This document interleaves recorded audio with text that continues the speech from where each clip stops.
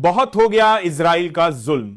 अब दुनिया चुपचाप तमाशा नहीं देख सकती। ये मैं नहीं कह रहा, तुर्की के राष्ट्रपति एर्दोआन कह रहे हैं। सवाल उठता है, क्या अब इजराइल के खिलाफ तुर्की की फौज मैदान में उतरेगी? और सीरिया में तुर्की के रक्षा मंत्री ने किसे सीधी धमकी दी है, यह भी जानना जरूरी है।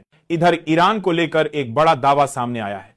रिपोर्ट कहती है कि ईरान परमाणु हथियार बनाने से बस एक कदम दूर था। सोचिए, इस खबर के साथ ही रूस, चीन और उत्तर कोरिया के नेताओं की तिकड़ी ने अमेरिका की नींद उड़ा दी थी। याद करिए, ट्रंप ने उसी वक्त कहा था यह हमारे खिलाफ साजिश है, और अब चीन ने इस पर बेहद सख्त बयान दे डाला है। तो दोस्तों, बिना वक्त गंवाए शुरू करते हैं आज की सबसे अहम खबरों की पड़ताल। लेकिन उससे पहले आपसे एक छोटा सा निवेदन है। अगर आपने अभी तक इस वीडियो को लाइक नहीं किया है तो अभी लाइक कर दीजिए।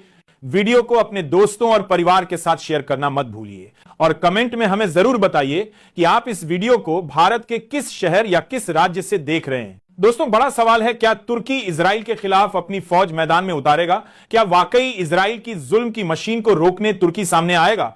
तुर्की के राष्ट्रपति रजब तैयब एर्दोआन ने बुधवार को इजरायली प्रधानमंत्री बेंजामिन नेतन्याहू पर सीधा हमला बोला।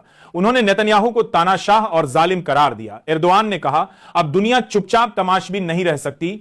अंकारा में मिलाद उन नबी की शुरुआत पर भाषण देते हुए एर्दोआन ने साफ कहा, जहां कहीं भी मजलूम इंसान है, हमारा दिल और दिमाग उनके साथ है।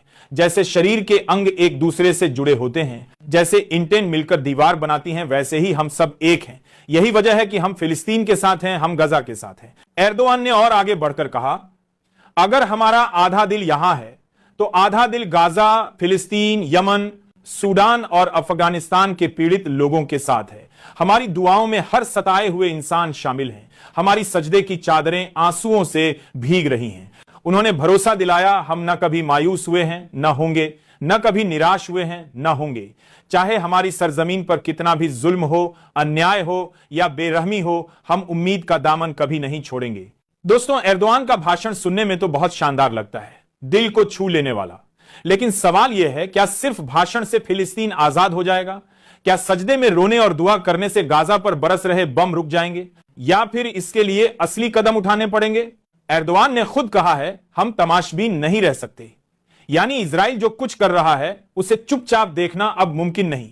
लेकिन बड़ा सवाल यही है कि क्या तुर्की वाकई कोई कदम उठाएगा? क्योंकि तुर्की चाहे तो ताकत दिखा सकता है। उसके पास मजबूत एयर फोर्स है, जमीनी सेना है, और सीरिया से वह सीधे दबाव बना सकता है।